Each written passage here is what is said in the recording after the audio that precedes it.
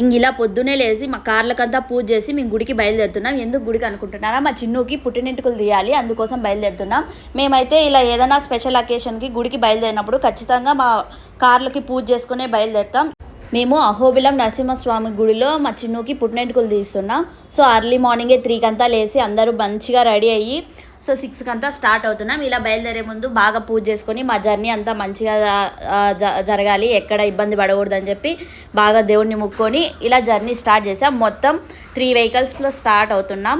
గుండు కొట్టే ముందు ఎలాగో జుట్టు ఉండదు కదా అని ముందే ఇంకో లాస్ట్ పిక్స్ అని చెప్పి ఒక 4 పిక్స్ తీసుకున్నాం. దాని తర్వాత ఇలా 3 కార్లు బయలుదేరాం. మా కార్లు ఏంటంటే ఒక్కొక్క కార్ ఒక్కొక్క కలర్ ఉంది, ఒకటి రెడ్, ఒకటి వైట్, ఒకటి బ్లాక్.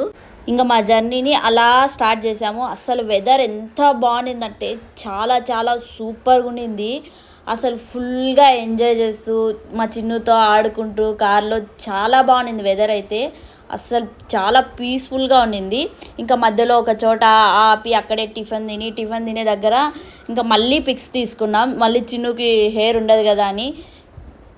అంతా బాగానే ఉండింది కానీ నేనైతే చాలా రోజుల నుంచి కొంచెం భయంతో ఉన్నా. ఆ రోజు కూడా భయంతోనే ఉన్నా. చిన్నుకి అంటే 9th మంత్లోనే జుట్టు తీస్తున్నాం కదా, ఎలా ఉంటాడో ఏమో, ఏదన్నా కట్ అవుతుందా ఏంటని చాలా ఆలోచన, చాలా తికమకతో ఉన్నా, ఏమవుతుందో ఏమో అని చెప్పి. బట్ ఎనీహౌ ఇంకా ఫిక్స్ అయిపోయి స్టార్ట్ అయిపోయాం. బట్ చిన్ను ఎలా ఉంటాడా ఉండడా అనేది నెక్స్ట్ షార్ట్లో మీకు పెడతాను. ఇలా అహోబిలం అయితే రీచ్ అయిపోయాము.